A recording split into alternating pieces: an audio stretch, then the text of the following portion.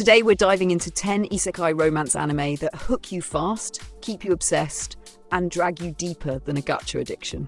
From chaotic villainous energy to accidental lovers, this countdown is packed with heart, chaos, and pure anime madness. Knocking off with number 10, Dr. Elise, the royal lady with the lamp. Being reincarnated once is already chaotic, but Elise said, let's run it back.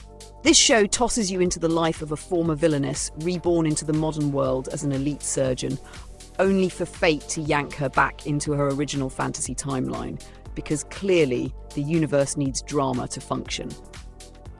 And Elise? She's not here for anyone's nonsense this time. What I love about this anime is how Elise brings medical-level common sense into a world where people still think herbs and prayers are the solution to literally everything. She's saving lives, redefining healthcare, and accidentally flustering every nobleman with a pulse. Meanwhile, her fiancé, Prince Lyndon, is out here acting like he's auditioning for Most Loyal Anime Man of the Year. The romance is slow burn, but not that torturous 40-episode slow burn where nothing happens. It's steady, sweet, and full of wait, do they like each other, or are they just professionally stressed moments? Plus, Elise roasting medieval medical practices might be one of anime's best gifts to humanity. Sliding to number 9, seventh time loop. The villainess enjoys a carefree life married to her worst enemy. This anime said, Groundhog Day, but make it romantic chaos. Our girl Risha has died 6 times in 6 timelines, which is either the worst luck in history or proof that the universe has beef with her personally. But instead of crying about it, she becomes the ultimate multitasking reincarnation queen, collecting skills like Pokemon night training? Done. Merchant life? Easy. Herbalist? She's already built a brand. Then there's Arnold, the handsome but terrifying prince who literally murders her in one timeline. Naturally, that's the guy she ends up engaged to in round 7, because anime writers love violence disguised as romance potential. Landing on number 8, Chillin', in another world with level 2 super cheat powers. This anime feels like the universe said, here, take this overpowered blessing and please go bother someone else. Our protagonist Fleo gets summoned to another world, instantly deemed useless and kicked out like a rejected job applicant, only for him to discover that his abilities are absurdly broken at level 2. And this man, he wants peace, snacks, naps, and a drama-free life.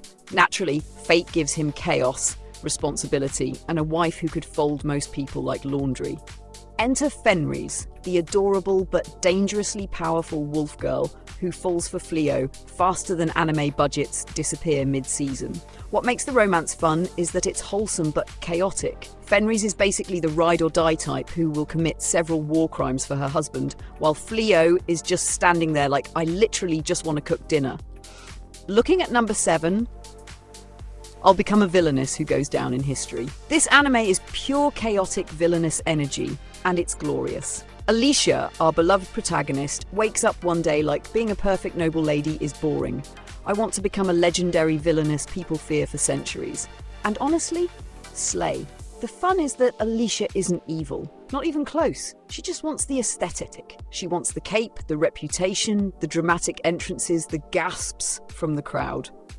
She is living for the drama, not the actual villainy. But every time she tries to act intimidating, the world interprets it as noble, heroic, or saintly. She rescues people by accident. She gains admirers without trying. She collects love interest like a walking otome glitch. The girl is out here desperately attempting to look cruel while radiating Disney princess energy, and it's hilarious. Cruising into number 6, Tales of Wedding Rings. This anime said Isekai, romance, destiny, let's make it spicy.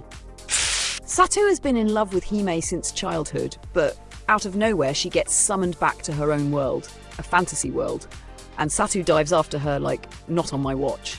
Then the chaos starts. Sato becomes the Ring King, which basically means marry multiple princesses, gain powers from each, defeat the darkness, and somehow maintain emotional stability. Spoiler, emotional stability is not included in the starter pack.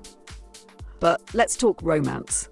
Sato and Jaime have that classic, sweet but tension-filled energy. Their relationship is soft, awkward, and unexpectedly touching.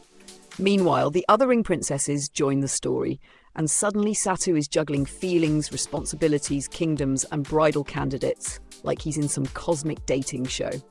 Jumping to number 5, Villainess level 99. I may be the hidden boss, but I'm not the demon lord. This anime is for the girlies who want peace, snacks, quiet life, and somehow end up the final boss anyway. Our heroine Yumiella simply wants to level up, stay out of trouble, and avoid the main story. Unfortunately, she trains so hard she hits level 99 in a world where the average is like 20. Instantly, everyone freaks out. The nobles, terrified. The students, confused. The prince, suspicious. Yumiella, just annoyed because people keep interrupting her grind time. The comedy is gold, especially because Yumiella is the most socially awkward sweetheart who looks like she could end humanity with a frown. And the romance? Slow, adorable, and grounded. Patrick, bless his patient soul, sees past the scary reputation and falls for her actual personality. Shy, nerdy, and 0% villainous. Dropping into number 4, Welcome to Japan, Miss Elf. This anime flips the Isekai formula. Instead of a human going to a fantasy world, the fantasy girl comes to Japan like she's visiting on vacation. And she adapts way too quickly. Food? Good. Video games? Perfect. Convenience stores? Peak culture. Our protagonist, Kazuhiro, dreams of his adventures in another world at night, but things get weird when the elf heroine, Marie, appears in the real world. Suddenly, the line between dreams and reality dissolves faster than anime budgets in episode 9. Marie herself is delightful, elegant, curious, but also ready to swing a weapon if someone threatens her snacks. The dynamic between her and Kazuhiro is cozy, sweet, and very early romance awkward. They have that are we dating, are we partners, are we roommates with fantasy benefits energy. Soaring to number 3, I may be a guild receptionist, but I'll solo any boss to clock out on time. This anime is every overworked employee's fantasy. Alina is a guild receptionist by day, polite smile, organised desk, please take a number. But the second the workday ends, she picks up a weapon and becomes a one-woman army because monsters keep delaying her off hours. She's not fighting for glory, she's fighting for her right to relax. The comedy hits hard because Alina's entire motivation is, I want to go home. And honestly, relatable. Too relatable. Meanwhile, everyone assumes she's weak, delicate, and easily scared. But Alina is out here soloing bosses like she's farming rare drops for rent money. Closing in at number 2, I'm the evil lord of an intergalactic empire. This one mixes space opera absurdity with romance, comedy, and a protagonist who thinks he's evil but is actually a cinnamon roll with delusions of villainy. Liam is reincarnated into a massive galactic empire and decides, I'll rule with darkness and terror. But everything he does accidentally improves people's lives. He tries to be cruel. People interpret it as generosity. He avoids responsibility. They call him humble. He punishes corruption. They think he's justice personified. The romance shines through the chaos because the women in his life see the real him, a socially awkward, misunderstood sweetheart who just wants to look cool. His interactions with his fiancée are ironically wholesome, even though he keeps insisting he's evil. Every romantic moment is unintentional, adorable, and somehow funnier because Liam genuinely believes he's the antagonist. And at number 1, An Archdemon's Dilemma, How to Love Your Elf Bride. This one is peak soft fantasy romance. Zagan, the powerful archdemon who looks like he bites people for fun, ends up buying Nephi, an enslaved elf girl, at an auction. But instead of acting like some edgy overlord, he panics because he has no idea how to talk to her, or anyone, ever. Their romance is painfully wholesome. Zagan wants to protect Nephi, spoil her a little, give her a home, maybe hold hands someday if he ever stops malfunctioning around her. Meanwhile, Nephi sees through his scary exterior and realizes he's the kindest, dorkiest man alive. And that wraps up our list. Drop your favorite isekai romance in the comments, or tell me which one emotionally damaged you in the best way. Hit like if you had fun, subscribe for more anime chaos, and ring the bell so you never miss another countdown. Thanks for watching. Legends.